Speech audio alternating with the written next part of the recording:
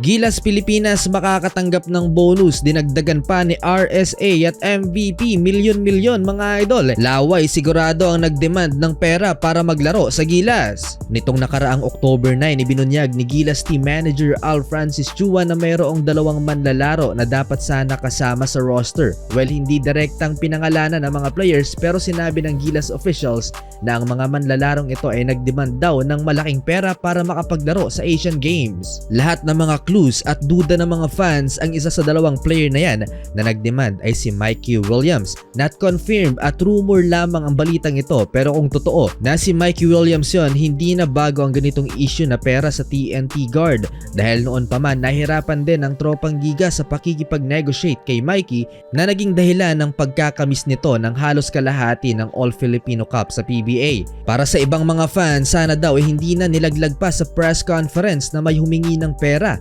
Panalo na din naman at para ano pa nasabihin ang nangyari. Nakuha na rin ang gold, sana wala ng laglagan.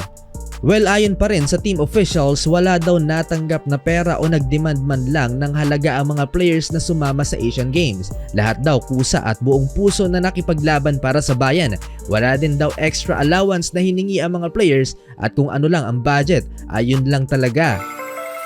Para naman bigyan ng credit at naaayon na rin sa batas, Republic Act 10699 o ang tinatawag na National Athletes and Coaches Benefits and Incentives Act, ang mga makakapag-uwi ng medalya sa Asian Games ay makakatanggap ng pera, tig 2 milyon sa mga individual sports. Pero sa kaso ni EJ Obiena, nakatanggap siya ng 13 million in total mula sa pinagsamang bigay ng mga businessmen. Para sa mga silver medalist, 1 million pesos at 400,000 naman sa mga mag-uuwi ng bronze medal. Para sa team sports na mayroong more than 5 athletes na nakakuha ng gintong medalya sa Asian Games, 25% ng 2 million kada isa ang maibibigay ng gobyerno. So meaning kasama si Coach Tim doon, tagkalahating milyon kaagad ang matatanggap ng mga players. Sulit na sulit ang perang ito dahil 61 years ba naman inantay ng ating pambansang koponan ng gintong medalya.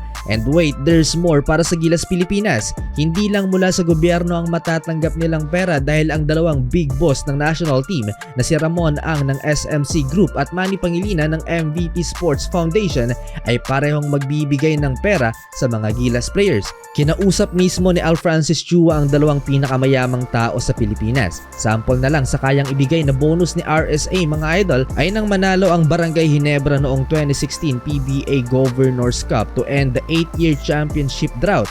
Ayon sa mga sources, times 9 ng player salary ang ibinigay na bonus ng SMC Big Boss sa mga players. So kung 420,000 pesos ang maximum salary ng isang PBA player, nakatanggap ng 3.7 million pesos ang star player ng Ginebra noon.